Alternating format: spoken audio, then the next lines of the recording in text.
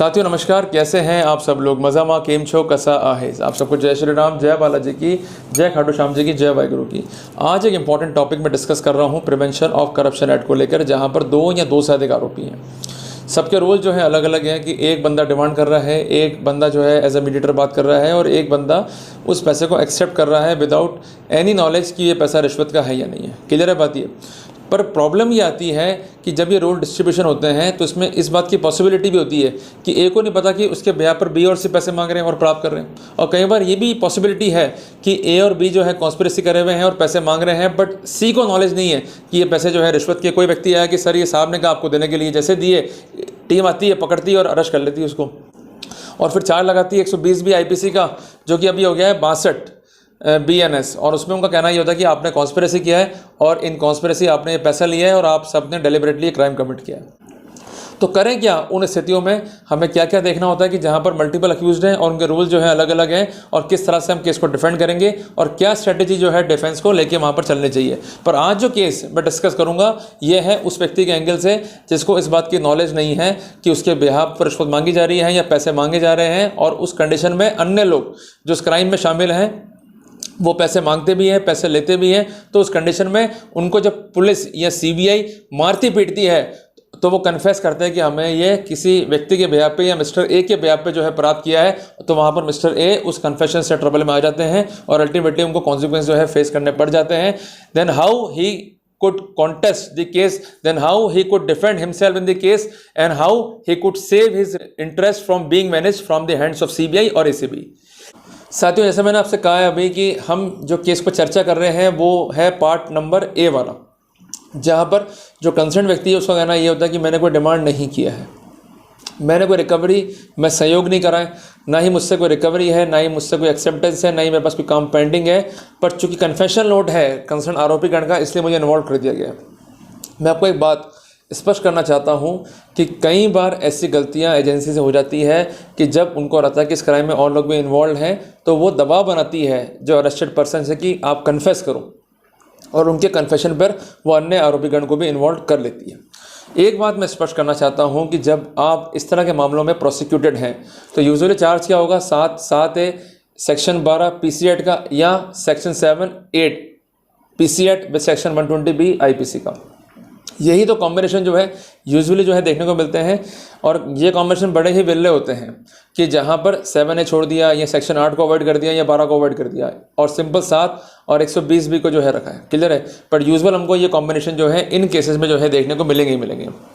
मैं आपको एक बात स्पष्ट करना चाहता हूँ कि जब ऐसा केस है तो अपनेटली अपने को क्या क्लियर हो रहा है कि अपने से कोई रिकवरी नहीं है, अपने से कोई एक्सेप्टेंस नहीं है, हद से हद ये मामला है कि इसने कहा तो हमने लिए, तो इसका मतलब वो इंडिकेट कर रहे हैं आपकी मेंसरिया को, इल इंटेंशन को, डेलिब्रेट इंटेंशन को, कि ये इंटेंटेड था पर चूंकि खुद नहीं ले पा रहा था या खुद लेने की इच्छा नहीं रखता था, ये इंटेलिजेंट था, क्लेवर था, इंटेंटेड था कि मैं लूँगा तो फंस जाऊँगा, तो इसने अपने एजेंट्स को अपॉइंट कर दिया और वो एजेंट जो है इसके ब्याह पे काम कर रहे हैं और पैसों को जो है प्राप्त कर रहे हैं। क्लियर है? आप यहाँ पर बिना घबराए सबसे पहले एक बात को असर्टेन कर लें कि you are prosecuted under section 7 of prevention of corruption act. Section 7 ये कहता है कि अगर आप डिमांड कर रहे हैं या आप ऑब्टेन कर रहे हैं या आप एग्री टू ऑब्टेन हैं ऐसा ग्रेटिफिकेशन जो कि अनड्यू एडवांटेज है और जिसके लिए आप अपनी ऑफिशियल पोजीशन को भी मिसयूज़ करने पर उतारू हैं, आप हर काम इस तरह से कर रहे हैं कि आपको फ़ायदा पहुंचे, और इसके अलावा जो काम आपके पास लंबित है उस काम को पूर्ण करने के लिए, कंसर्न परिवादी को फ़ायदा पहुंचाने के लिए आप अपनी ड्यूटीज़ को गलत तरीके से एक्सरसाइज कर रहे हैं, और उसके अगेंस्ट में खुद के लिए या अन्य किसी के लिए या ऐसा काम जो अन्य पब्लिक सर्वेंट सुनिश्चित कर दे उसका कार्य सुनिश्चित करने के लिए आप ऐसा प्रोटोकॉल जो है अडॉप्ट कर रहे हैं, तब जाके सेक्शन 7 PC एक्ट जो है एप्लीकेबल होगा। Otherwise in the routine manner for a general demand it could not be robbed in. इस बात का ध्यान रखिएगा। मैं आपको एक बात स्पष्ट करना चाहता हूं, in the matter of Neeraj Dutta versus state of NCT honourable supreme court specified that the demand should be specific. If demand is not specific in that scenario the accused could not be prosecuted. तो accused का prosecution तभी होगा जब demand होगी specific, demand specific नहीं है तो prosecution नहीं होगा। मैं आपको एक बात पुनः कहना चाहता हूं कि डिमांड को इंडिकेट करने के लिए जो प्राइमरी स्थिति है, प्राइमरी टेस्ट है, वो कलर टेस्ट नहीं होता है, प्राइमरी टेस्ट है मोटिव टेस्ट, कि मोटिव क्या है। और मोटिव जो है इंडिकेशन है आपकी ग्रीड का, देखो छोटी सी बात है कि मेरे पास कोई काम पेंडिंग है, मैं वो काम करना चाहता नहीं हूँ, पर मैं चाहता हूँ कि काम तभी करूँगा जब अगला मुझे सेटिस्फाई कर दे, तो वहाँ पर आपकी ग्रीड जो है दर्शित होती है। क्योंकि ग्रीड जो है एक इंटरनल एलिमेंट है, तो इसका एक्सपोजर कैसे होगा? आपके कॉन्डक्ट से, तो आपका एट्स रियस भी वहाँ पर आएगा। जब आप किसी को कह रहे हो कि भाई इसको बुला, पैसे मंगवा, मैं तुझे कमीशन दे दूंगा, certain percentage you may retain, तो यहाँ पर आपका एक्ट और आपकी जो इंटेंशन है वो मिक्स हो गई। तो वहाँ पर एक्टस रियस और मेंस रिया जब आपस में एग्जिस्ट कर रहे हैं, तो इन दैट सिनेरियो एक क्राइम में आपका पार्टिसिपेशन हम अज्यूम कर सकते हैं, ऐसा कानून मानता है। तो आपको वही जो थ्योरी है उसको तोड़ना है। तो आपको मैं वही कह रहा हूँ बार बार में कि मोटिव क्या है, मोटिव किससे इंडिकेट होगा? ग्रिड से। और ग्रिड का जो आउटकम है वो कहाँ से आएगा? पेंडेंसी ऑफ वर्क से। तो pendency of work still is one of the most important criteria by the virtue of which even a man of ordinary prudence could draw the conclusion that कि चूंकि काम पेंडिंग था, file इससे recovered है, तो वहां पर हमें कंक्लूजन ड्राइव कर सकते हैं कि इसने फाइल को रोका हुआ है डेलिबरेटली लंबे टाइम तक, ताकि कंसर्न तकरारदार, कंसर्न परिवादी इसकी इच्छाओं को पूरा करते हुए, इसकी कंसर्न ग्रिड को जो है फुलफिल करते हुए अपना जो है काम करा ले और इसके अगेंस्ट में इसको अनड्यू एडवांटेज जो है प्रोवाइड कर दें। क्लियर है? पर अगर कोई पैसा वो डिमांड कर रहा है जो कि प्रोसेसिंग फीस है, एक ड्यू ग्रेटिफिकेशन है, एक ड्यू कमीशन है, तो वहाँ पर ये चीज़ लागू नहीं है। पर दुर्भाग्य का विषय ये है कि कई बार एजेंसियाँ ये मान लेते हैं कि चूंकि पैसा मांग लिया आप जिम्मेदार हो। सबसे पहले उनको ये जोर देना है, ये स्पेसिफिक करना है खुद को भी, और जब इन्वेस्टिगेशन कर रहे हैं तब भी, कि वास्तव में जैसा एलिमेंट बताया गया था वैसा एलिमेंट एग्जिस्ट कर रहा है या नहीं कर रहा है।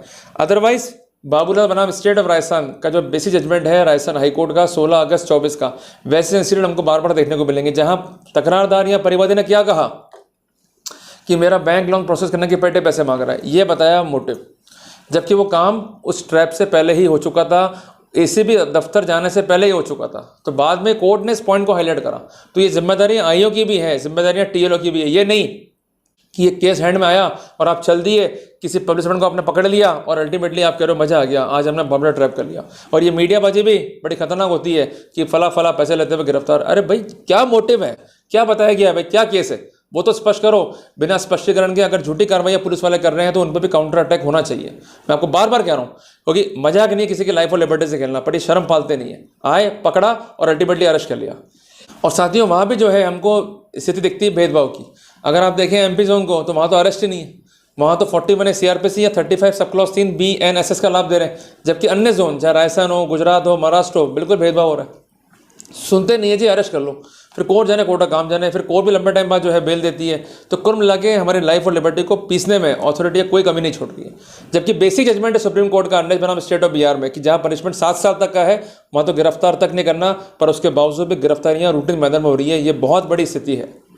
मैं आपको स्पष्ट करना चाहता हूं, धारा 35 BNSS की लाइट में, सेक्शन 41 CRPC की लाइट में, the arrest should not be in the routine manner. Apart from that arrest necessary क्यों है कि ये अक्यूज जो है भाग जाएगा या कॉपरेट नहीं करेगा, गवाह को डराएगा, धमकाएगा, तो उसके लिए कंडीशन लगा दो। अरेस्ट तब नेसेसरी की जब प्रैक्टिकली ऐसी स्थितियाँ दिखती हैं, जब नहीं दिखाई दे रही है तो there is no need to do arrest.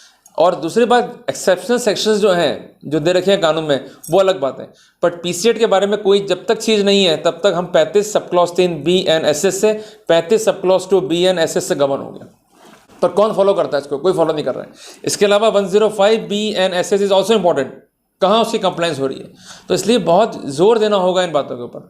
सबसे इंपॉर्टेंट बात, डिमांड को लेकर अनेकों जजमेंट आए सुप्रीम कोर्ट के, चाहे वो B जयराज का हो, P सत्यनारायण मूर्ति का हो, उसमें यह स्पष्ट है कि demand is sine qua non, if there is no demand in that scenario the accused could not be convicted. तो ऐसे मामलों में इस बात को अश्योर कीजिए कि आपका क्या बातचीत कंसर्न C या कंसर्न B से है। अगर कोई बातचीत ही नहीं है या कोई आपका ऐसा कम्युनिकेशन नहीं है तो it means there is no actus reus. On mere intention, on mere prosecution, it cannot be assume that it is a real prosecution. ये भी कई व्यू जो है रिट्रीव हुए हैं ऑनरेबल सुप्रीम कोर्ट के द्वारा।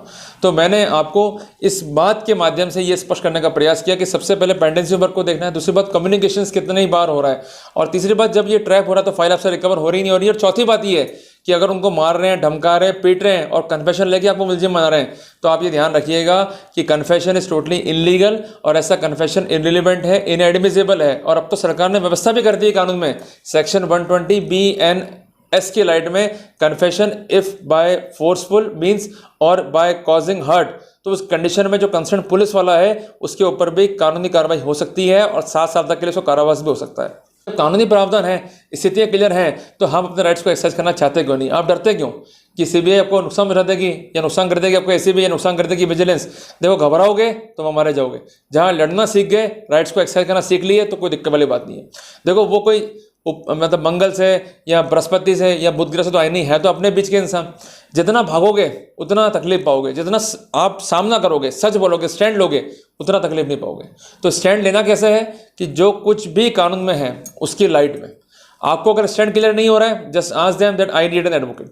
मैं आपको इसलिए कह रहा हूँ कि आपके अधिकार है कानून में, अगर एक्सरसाइज नहीं करें तो कोई भी आपको आपके राइट जो है प्रोवाइड नहीं करेगा। आपके अपने अधिकार है, बचा लोगे तो बच जाओगे, नहीं बचाओगे तो नहीं बचोगे।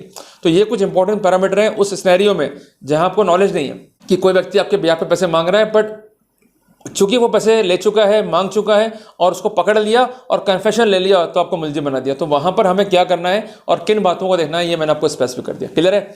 तो जल्दी मिलते हैं अपने नए टॉपिक के साथ। टिल देन, जय हिंद, जय भारत।